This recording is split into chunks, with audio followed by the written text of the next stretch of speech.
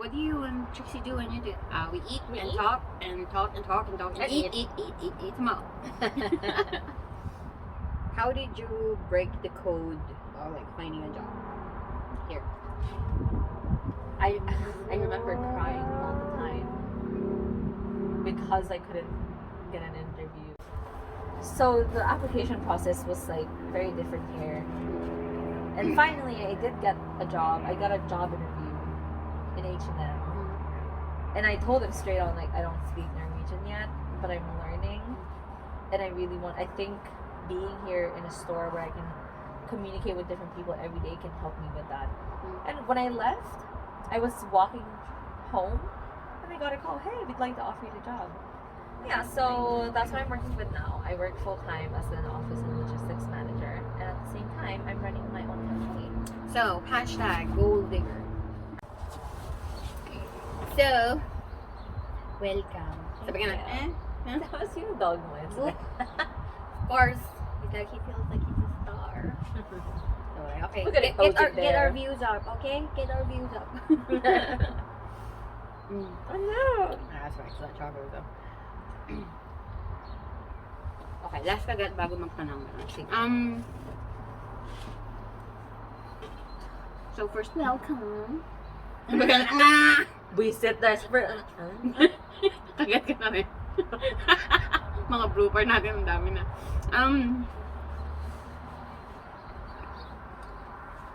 How are you liking our Asian weather today? I love it. I absolutely love it.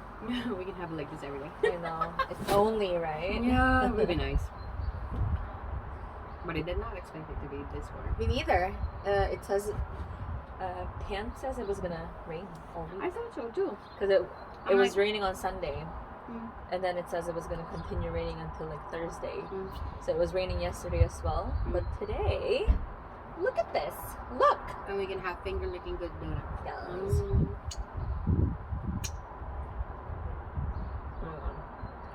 Now the entire YouTube is gonna see how matakaw I am.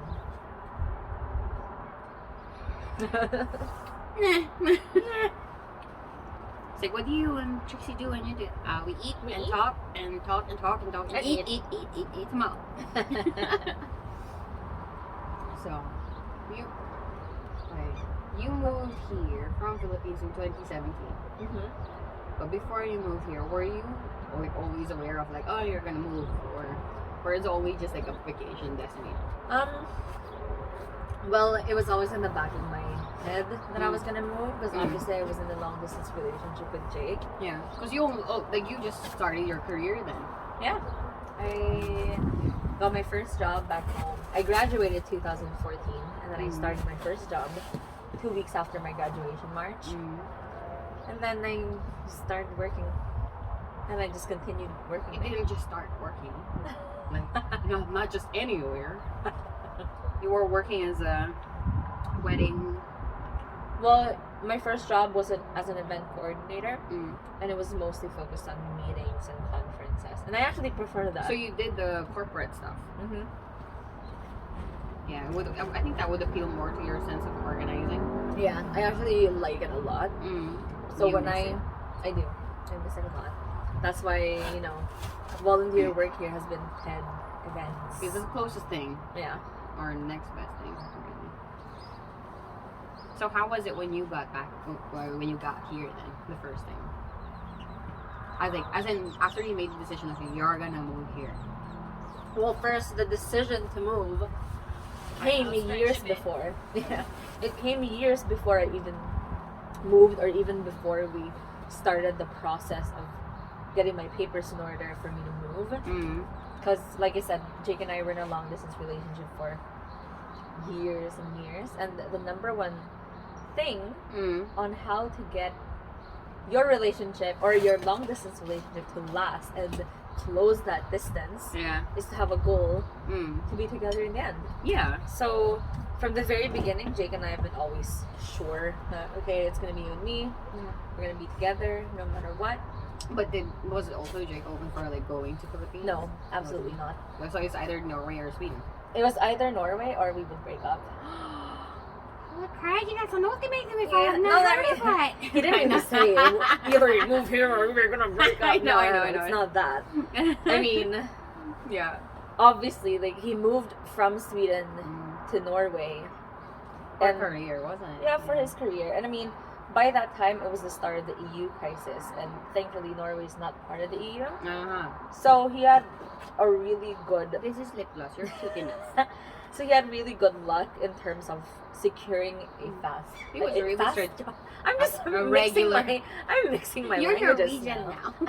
Norwegian. Yeah, so You're Ouija-fied. so he's been very lucky in terms of getting a permanent job and getting a regular salary that comes in of his account every year. Yeah, he was very strategic about his choice. Yeah, exactly. So he was a sports person. He was a sports But person. he's a sports person. He likes active stuff, and you're a city girl. I'm a city girl. I don't like You sports. don't like walks. I don't like nature. Unless it's inspiration walks and like nice. Exactly. Unless it's in the city, then I like city walks or as city as you can get here in Stavanger. Do you miss the city? Is this even a question? Okay, what's the next best? Okay, when you miss the city, which city closest here in Norway do you go to? Because you've been a lot in Stockholm. Yeah. Well, I guess my absolute favorite Scandinavian city would have to be Copenhagen. Yes, girl. Copenhagen and Gothenburg. Stockholm comes a close third. I haven't gotten to it. I love Gothenburg. It's like, I don't know, like I actually feel more at home when I was. What makes it so? Because of the city life. You know? I mean, here. You've been in Oslo a lot too. No, I've been there for 5 hours. What? Yep. You haven't explored it. I've never explored There's Oslo. a huge food, like, I saw I know, I did that for 5 hours. Just like going around the food places. I'm not sure if 5 hours is enough. I would just use that 5 hours to just go around, take pictures. No, because I was in the library on campus earlier. There's a big book. I think it was written by Henström, like the main chef here. Sorry, kind of thing. Yeah. Because he has that similar to Ramsay, like Henström Fix It Up or something. Yeah. And the title of the book was like fine dine and something about like where's my phone? It's like the nice or elegant restaurants in Norway. The first one on that was Alex Sushi. And there's a huge list of restaurants there. I'm like, maybe I should borrow this for Trixie. And it's like this, yay big. You know what? I think I've seen this book in one of my friends' houses. Because it's a coffee table book, right? Yeah, I was definitely, you can't really move it much from that coffee table. It's huge. It's huge. Yeah, classy Norwegian restaurants. I mean, I don't want to say I'm a food critic. I just love You food. aspire. I aspire to be my but a very dream job. Was it is a to be- Michelin? Exactly. My restaurant? dream job is to be a Michelin critique. That's my dream job. That's the definition of success, or when she's made it. Yeah. Like, I don't even care if I get fat from that job. Like, I can dive that. Feed. Yeah, feed me, honey. Bring me all the good stuff. No, but I mean, I love eating out, and it's my number one comfort thing to do. Like, if I'm sad, I do Is it something you're used to, or is it a Filipino thing? It's definitely a Filipino thing. Because I think whether we're happy, it's like, let's go to that. You always have a go-to place, whatever mood you're kind of in. Like a comfort place. I mean, for all sorts of emotion. I'm feeling sad. I'm heartbroken. Go to the closest donut shop or the ice cream shop. This is not sponsored in any way by donutworry.no. But donutworry.no. You can sponsor the next one. Sponsor the next one. It's like, yes. Yes. Enjoying the sun and my donuts. So, where were we? Yeah, food. Food So, and emotions. food and emotions, you know, they're very closely related. You can't really take one out of the other. I think it's a huge part of the Filipino identity. For sure. Definitely. For sure. But I think it's also the place where we're starting to kind of reclaim our nationality or identity, whatever that means. Yeah, I mean, sort of. that... Because we've been colonized for a long time, and we have we're a melting pot of cultures. Yeah, for sure. So. And I mean, who was it? The Department of Tourism came out with this video, I think last year or 2 years ago, where it's like the eats more fun in the Philippines. Yeah, and I thought that was I thought that was brilliant. Cause I like the part where it was kind of like the Jollibee. The bee was Yeah. Like, look at that energetic mascot. Like, yes, we're all an energetic bunch. Speaking of bees, Yeah, just save the bees, them. everyone. Don't swat them. Don't swat the bees. Save the bees. They're the future. Yeah, we won't be hard. So, okay, you moved here 2017 August? No, Feb. I moved here, Winter. winter. So I moved. But I didn't meet you before summer or something. No, we met way before that. I think we were chatting way before you got here.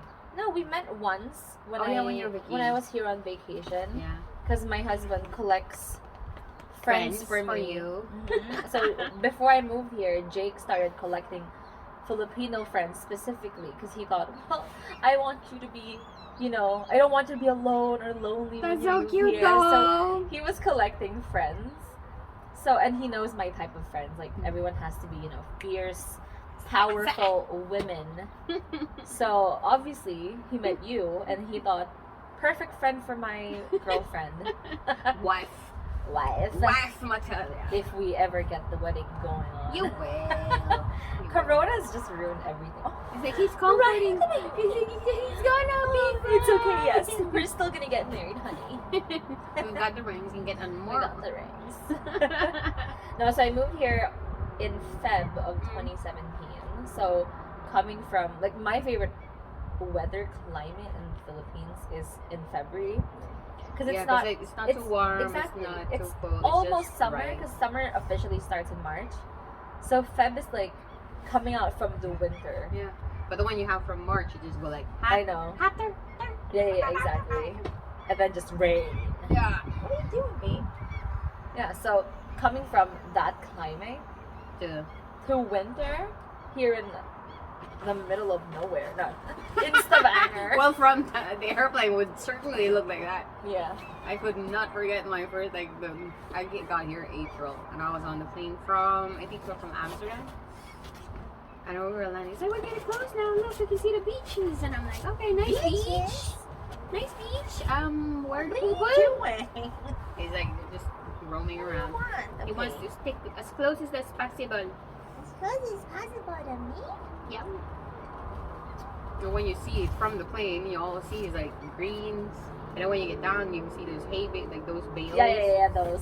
And I'm like, I call them marshmallows. okay, huge marshmallows, tractors, long green fields.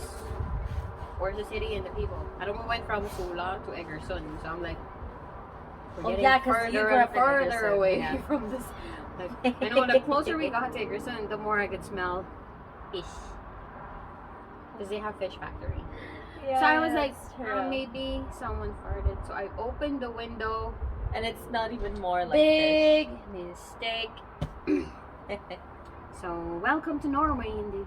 I mean, a lot of people would argue it's better to smell fish and It's either farm. fish or farm. yeah, but I'm instead of smelling pollution that we get in Metro True. Manila. True, or smog.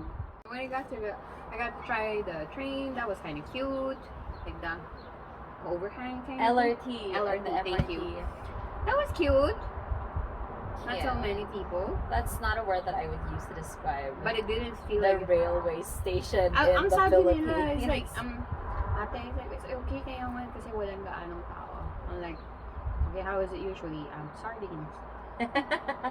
I grew up riding those trains. I mean, not really grew up, but like when I Is that started. part of your commute? Yeah, when I started going to theater class, Yeah. I would have to commute via train because my mom didn't want to drive me every I single thought day. you guys had drivers. I know, but like at that time, Mm. I was, how old was I? I was 13 and we didn't have a driver at that time Oh, okay. because my mom. I was 13 when I moved here. You were 13. Oh my Yeah. God. I like commuting though. I mean, commuting. I like commuting here. Mm. That's why when people It's more say, systematic. yeah, exactly. So you know where everyone's you, like, you can expect, like you can kind of like calculate what time you're gonna be in. So sa atin, it's yeah. like, Like today, before I came here, I just looked at my phone and I Yeah. said, "Oh shit! Well, I'm missing that train or that bus. Yeah. Just make it to the next one." I know I love him. He's so sweet. Don't tell me. You're gonna get a puppy soon. I know. I hope so. Have you found a kennel? No, not yet. I don't know. I mean, like, I can for sure adopt. Like, I don't really care what kind of dog I get.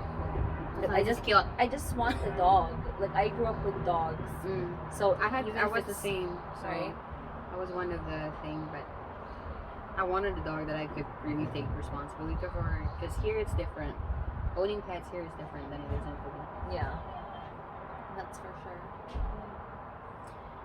So you got here February 2017.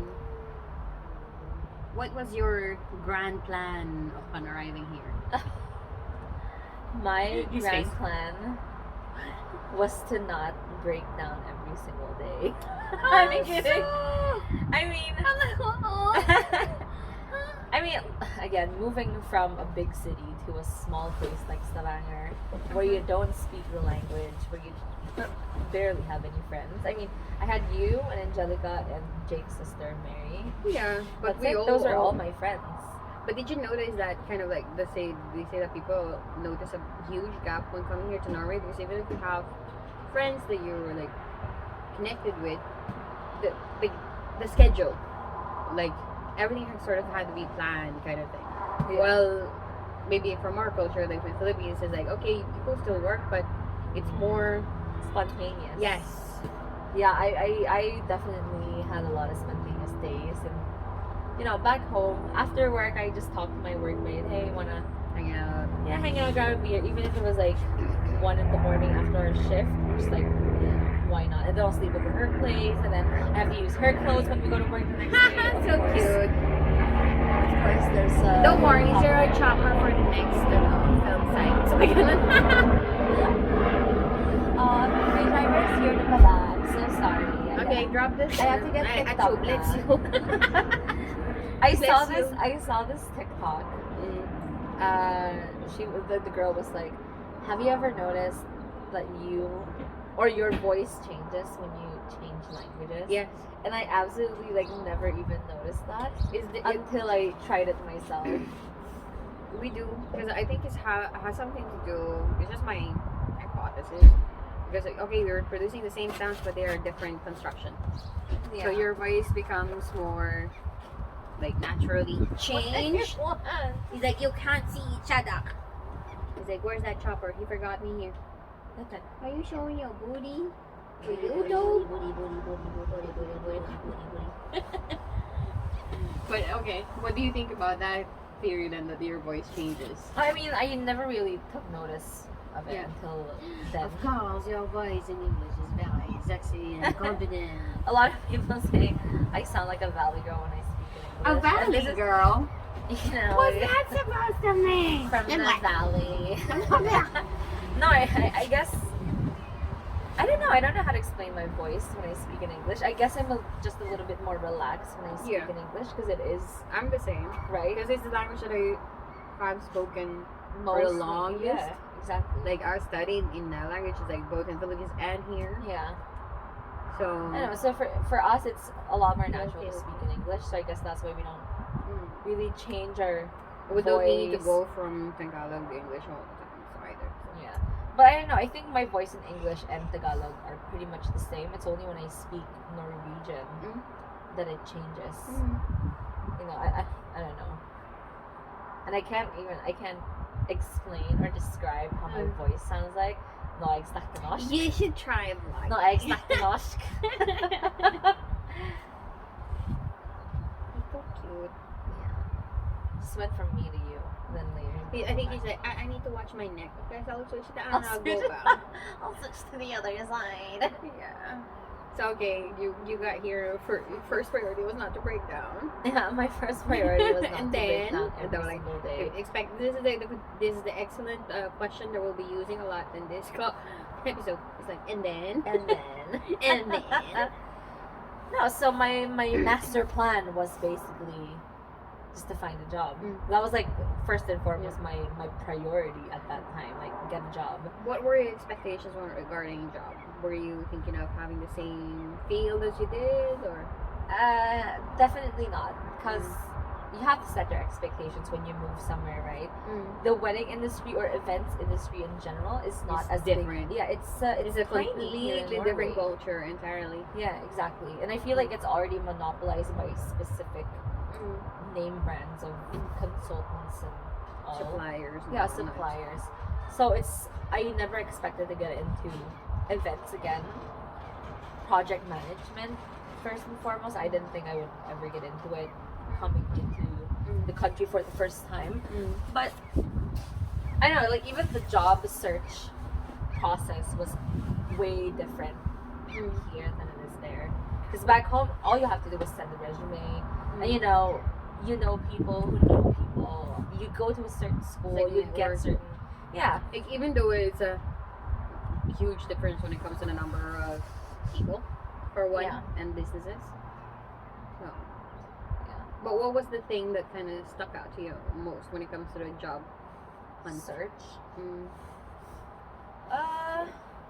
I've never had to go to different places and physically hand them my CV, asking them for a job. I mean, not asking, but you know, like, hello, I would like to apply for a job. You know, so that's something I've never done, and I never thought I would ever do. Not that there's any shame into that. It's just I've never expected myself to do that. It wasn't really. I was like, I don't know, because I've never really searched for job in the Philippines. I didn't. Yeah, I I mean, you was- grew yeah. up here. Like, So was it common, or No, is it no, through networks and agencies? it's usually like they usually recruit, and then you apply directly to them online. And I've never, like I said, I've never had this to physically hand someone my CV when I want to apply for a job. Like I actually have to search through their database, like, hey, okay, so they have an opening. Maybe I'll apply for this. Maybe they'll contact me, and that's it. And then when I see, and then this is where LinkedIn comes in. I love LinkedIn from the bottom of my heart. Yeah, true. 'Cause you- right? Like, we were like the first. We were the guinea pigs, I think. Guinea pigs of LinkedIn. Yeah. I think I started my LinkedIn when I was. Like, when did Maybe. LinkedIn come in? Because I I don't started my remember. campus life like 2006-7 something. I got to ICE like 2008. And I was in conferences by 2009, and that's when I'm like, okay. Yeah, I'm I on think it was LinkedIn. around 2009. Then I Yeah. was 16. Because I think we was were in- beta. We had access to the beta. I don't even remember. I remember not getting my LinkedIn access through ISEC though. But yeah, so the job search was like way different because back home you would just apply for the job online, and you know through connections you can always, hey, do you have an opening for me, or do you know someone from this company, from company A, that can help me out. So Yeah. it was. I guess I've never experienced it here, but back home, obviously, like when you know someone who knows someone, it's way easier to get in than when you just come in with your CV. So here, I was way out of my comfort zone because I feel like all of my jobs back home were because of my school, and this is really sad to say that in the Philippines, it's so Accredited and it's so acknowledged. title centric. Yeah. Like when you don't go to the top 3 schools, then they don't even like. I remember. Really? I mean, like I don't want to say that as a general. No, But in my personal experience, like my first job when I applied for it, I said, I got my first job 2 weeks after my graduation in March. So I was a fresh grad with absolutely no experience and I worked in a hotel, by the way. And my background of studies is not hotel management. It's not restaurant management. I was an international relations student. So when I applied, number one, I was a fresh grad. I had no experience. I had no background at all. I've never had a serving job.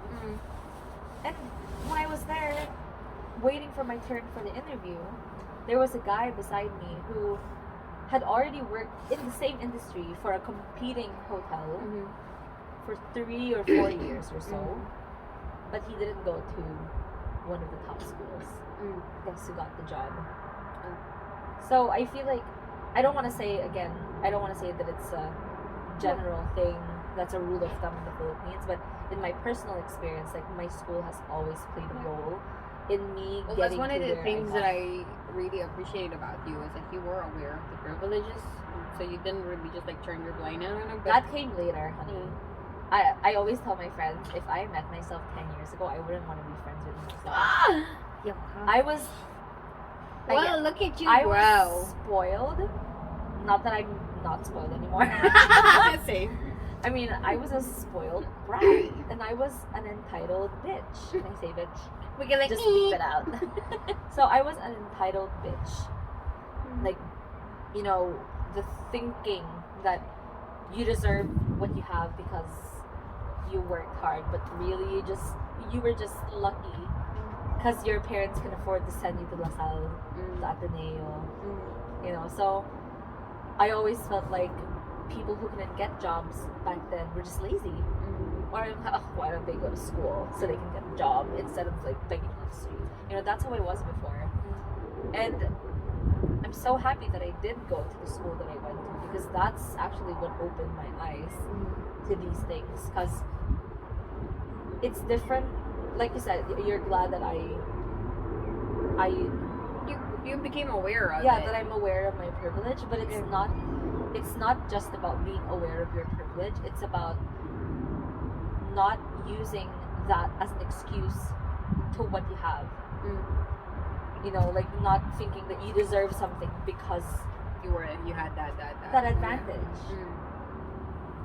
So privileges is the kind of thing. It's just like I have a conflict with privileges, because like in some ways I have been privileged, but in some ways it always came with a cost. Yeah. So, but yeah, that's interesting. Well, next question. How did you break the code of like finding a job here? I remember crying all the time because I couldn't get an interview. And I was like, ang tigas ng ulo ko. Jake told me like, just go out, go send your CV, and like bring your CV to like different stores. And coming from that privileged background, hell no! Me work in a boutique? Never! So I just completely dismissed that idea of working in retail, working in the hospitality industry as a server. And I cried all the time because I was like, I came from being an account manager in a big firm or whatever to working in H&M Holding Goods. And you know, now that I think about it, it's so dumb because now you realize it's only back home in the Philippines that you're so what is that? You're so, like what's the contest? You're so like finish a sentence, please. Of titlo. The focus on titles and Yeah, like positions or names. Yeah, exactly. Status. Yeah. So, you know, you realize then that growing up in the Philippines, everything was based on status. I remember. What's the ultimate success of a recipe for success? Or definition of it? Let's go to the correct school. Yeah. Find the right job. You're the right guy. Bless you. Make the right kids. Yeah, so you realize then that, oh my god, like, how dumb, oh my god. You think, oh my god. So you realize how dumb you've been thinking, oh, I'm never gonna apply for a retail job because I'm so above that. No. You know, this is where I realize, what the hell? Me working in whatever 5-star hotel and me working in H&M part-time, I earned the exact same money and I had a better quality of life. And that's when you realize, fuck that shit. It doesn't really matter. No, exactly. It's about what you choose for your lifestyle, like what matters to you in everyday life and how you can provide for that. Yeah, exactly. So, No. That's chocolate, honey. No. No. Yeah, but so I was going around like giving my CV everywhere, sending out my CV online, applying for like a million jobs, and I would be so depressed because I'm not used to because I'm so used to always getting the job that I want, the job that I need, the pay that I want, the pay that I think I deserve. And then going around stores, not being even able to get an interview because I couldn't speak Norwegian at the time. Sit, baby. Don't play hard to get, baby. Bobbin! Come here. You could just push him like this. Okay. Anyway, so the application process was like very different here. And finally, I did get a job. I got a job interview in H&M. And I told them straight on, like, I don't speak Norwegian yet, but I'm learning. And I really I think being here in a store where I can communicate with different people every day can help me with that. And when I left, I was walking home, and I got a call, hey, we'd like to offer you the job. And I worked there, like, H&M has been the longest job I've held in my life so far. That's cool. So I was there for 2.5 years. Yeah. So I worked in H&M, and then I practiced my Norwegian. So goal number 1 of getting a job, check, get a job, right? And then my other goal was to speak Norwegian and learn it fast. Because Jake told me, you're good with languages, I think you can learn it in a year. And me being competitive said, nope, I'll learn it in 6 months. I'll learn it in 6 months. And I did. Yeah, well, you went to the university for the that was 1 year course. Yeah, that was the smartest choice I did, I think. And everything just kind of fell into place as well. Moving here, like I know I hear a lot of people say that when they moved here they had to wait for 8 months before school started. Yeah, they had to queue up because there's different ways of learning Norwegian. You have the public sector. Yeah. But the university is also within the public sector. It's just that But not a lot of people know It's a about higher level of it. it. Yeah, there's a higher requirement. Yeah. So you have to be you either have to have higher education from before, you aspire to have one from here, and you need the language for that. But like I don't know, because maybe with the experience that I had from Isaac is like I've gotten accustomed to when I hear people's backgrounds and say like, okay, what do you want? What's your goal? Then I can see, okay, your map is there. Yeah. So I was just really happy that you make that quick decision, because I know that the people that have succeeded learning Norwegian, by my experience, are the people who made those quick decisions. Yeah. I remember having to choose because I came here in Feb, and then I applied for the public sector right away, like to learn Norwegian in Johannes Læring Center. Yeah. And I remember getting in, and I said, okay, well, school starts in April. Yeah. What am I supposed to do from February to April to learn Norwegian? So I went to the library every single Yeah, day. you were studying, and I know. Remember that you and Jake became like poster child. Poster child for the Norwegian training. Integration. So but again, I'm like, oh, I'm so proud of it too. You know, I feel Yeah, like that big sister vibe. So I went to the library every single day trying to learn Norwegian, trying to get the pronunciation. Even though I didn't know shit, like I would be on YouTube But watching. it's like a lot of people think that it's you're just practicing Norwegian. It's some of that, but the other part is actually you release some of that tension, that pressure that you have to learn everything yourself. And it's like no, it's like language is a social skill. Exactly. You're not gonna learn it by just memorizing it on a book or writing everything. I did that. I did the old school way. It drove me nuts. Yeah. Because when I got here, I was 13 years old. I was tossed straight into a classroom setting. Yeah. I did not have any Norwegian training, and I thought that was like, why did I not have that? Yeah. Yeah. So, plus like when you do that, you get to get your network. Yeah. Although I didn't really, people. I didn't really gain a lot of network when I was in Johannes. I mean, no hate. To the But it's people different who- crowds, so For different sure. settings. So And I think- feel like I'm generally just a fast learner. Mm. So when like I said, so I started in February, just learning by myself. And in then you both got by library. August, you started in I the started campus. Johannes Læring Center. I remember your stories April. about breakfast with your classmates. I was Yeah, like, that she's was in when- it. She's that on was the when right I was path. in university. Yeah. So Johannes Learning Center, I did that for 2 months, Mm. and I thought it was so slow. Mm. And my teacher was surprised as well, like, Mm. because they graded me Yeah. B1, Mm. which is basically 2 jumps Yeah. from the basic Well- level.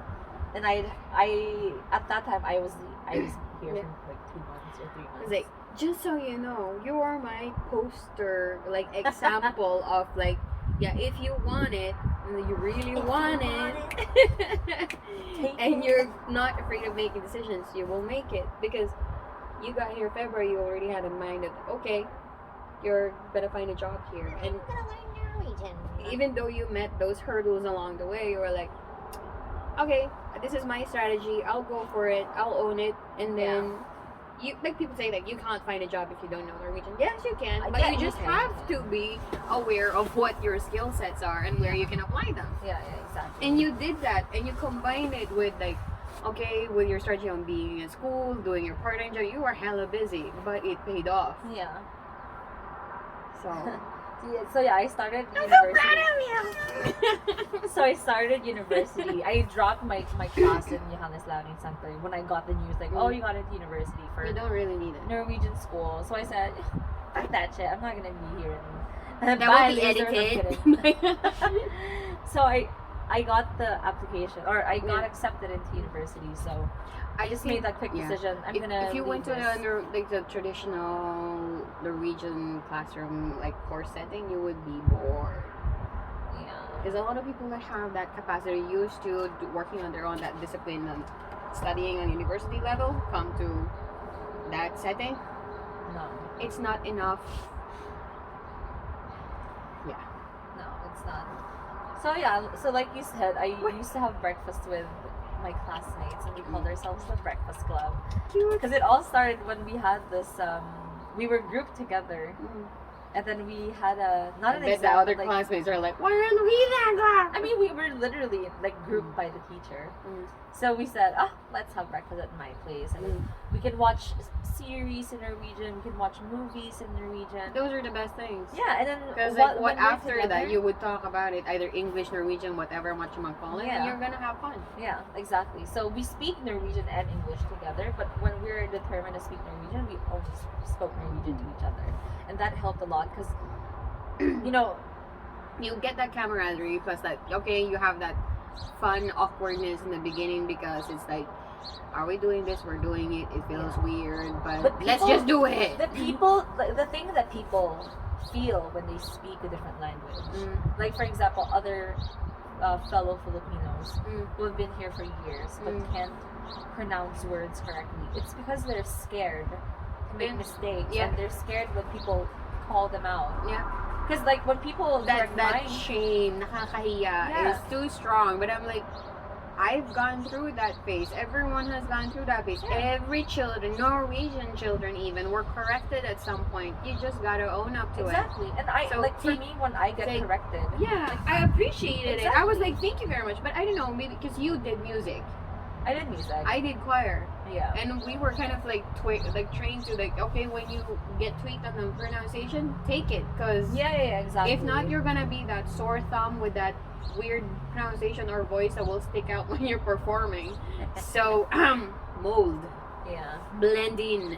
Yeah. Maybe that was an advantage. it is. I think so. One of the things.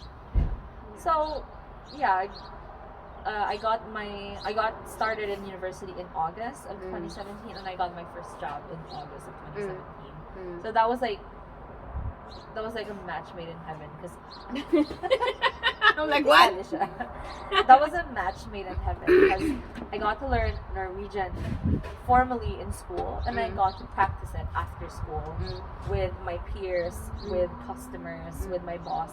Mm. So it was really You cool. really nailed it, girl. I was like surprised so much on your progress because I did the coach. I was running my business then, and I always found it so more interesting, the people that I was working with on a monthly basis rather than the weekly basis. Because if I had a schedule with them and they said, okay, you're disciplined enough to do this on your own, and they say yes, and I follow them the next month, you were at that level. Because you were so good at training your listening ear that I'm like, oh my god, she's speaking Swedish now too.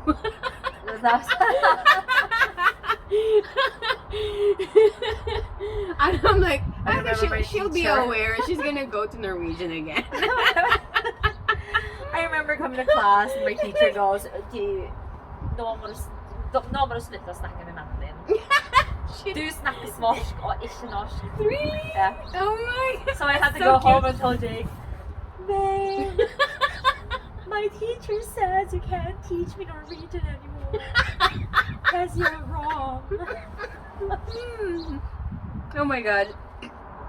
So, congratulations on going through that journey, and tell us about more what you're doing now. So now, now I'm eating donuts in the patio Go. with you now. Well, now I'm working full time in an office as a logistics manager. Like something that I never thought I would be working with again. Yeah. Moving here, you know. I thought like, oh, when I move here, I'm either gonna be, you know, continuing my journey within retail, because in the end I did enjoy it. Yeah. So I thought like, oh, I'm gonna just be continuing my retail, my journey on retail, or maybe get into the hospitality industry, because I did work as a receptionist at a hotel as well. And then the thing is, like, You were excellent at those work though, but for me, when I saw you in those, and you were telling me how you liked it and how you spent your days, and I'm like, yeah, she'll stay there for like 1 or 2 years, and then she'll find this opportunity, because I don't know what it is, but when I meet people and they tell me this process, how I see the development. At some point, even at the beginning, at the initial point, I don't know where you're, because you have a different education, you have different training, the culture and everything. Even if I knew everything about the labor market, I don't think I would be able to put you exactly where. So I'm very dependent on the participation, like that you explore yourself, because you're the expert on yourself, on what you want, what you like. Like, I would have never expected you to work at the company that you're working now.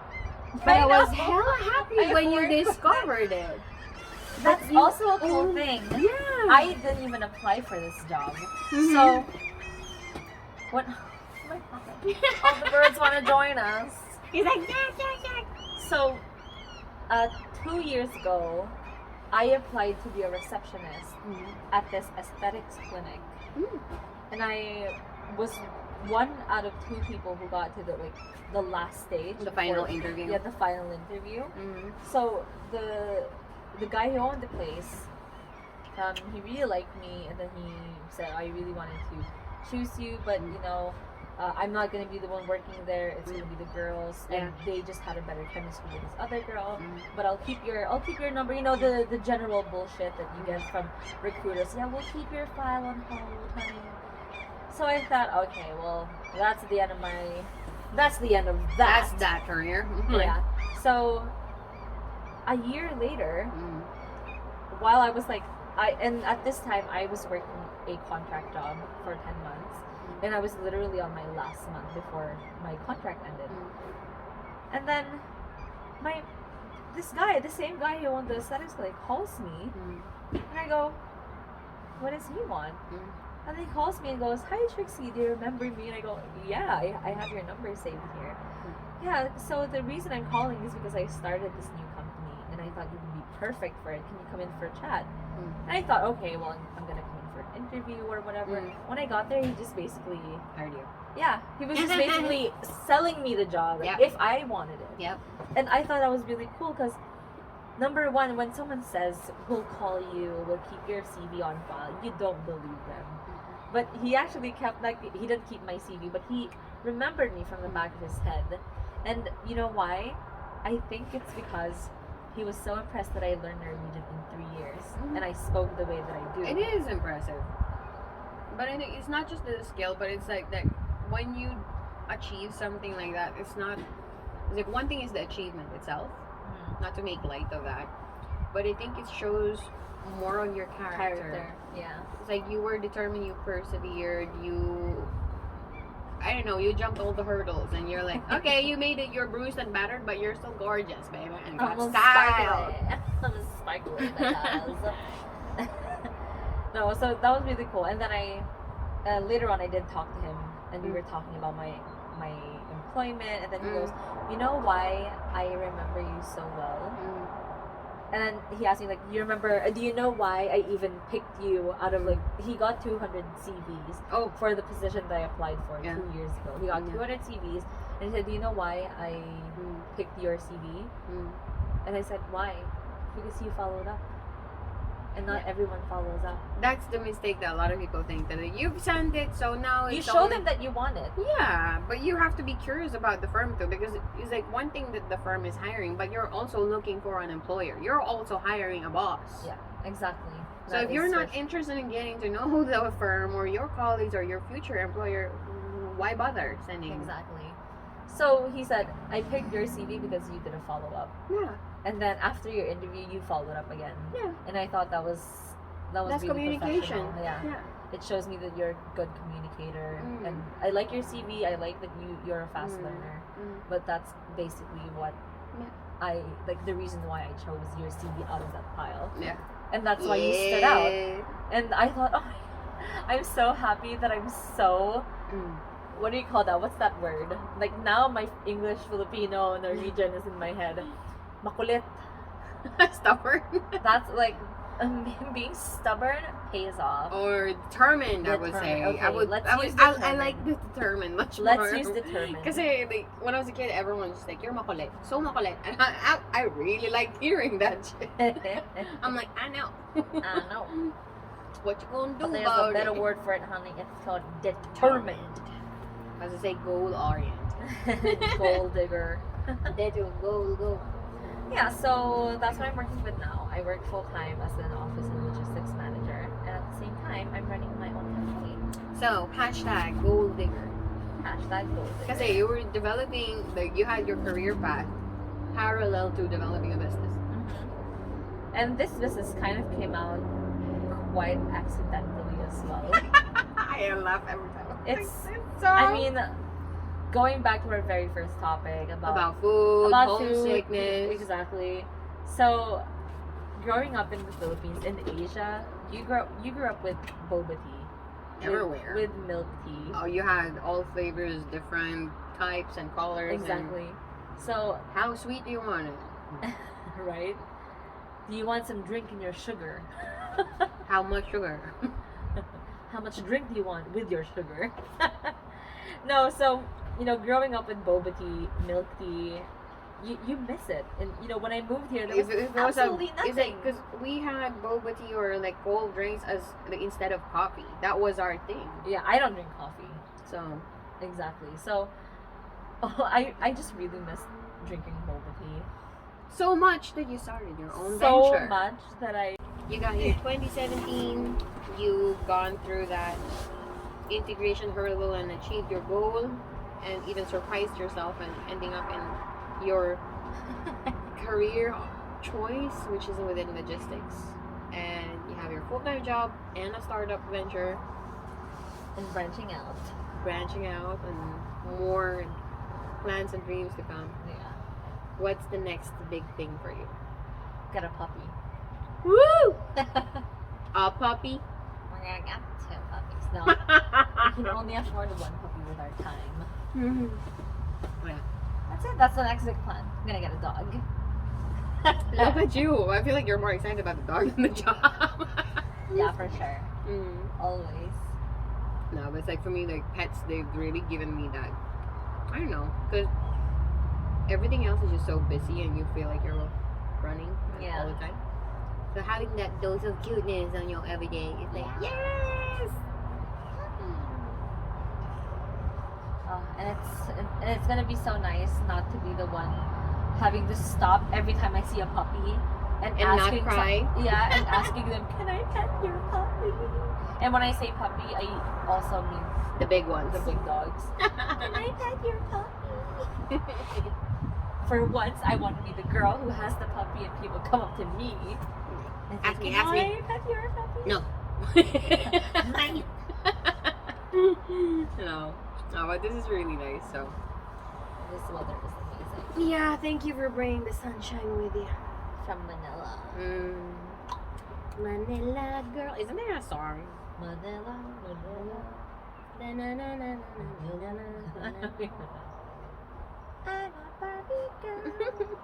Well, that's it. I think. So thank you for sharing your story. Of course. So not so much wedding planning going on right but now, business planning. but it will get there when their time is right. When Corona is over. When we're just like, Cut. When Corona is over. Say bye to our special guest. Bye. Trixie!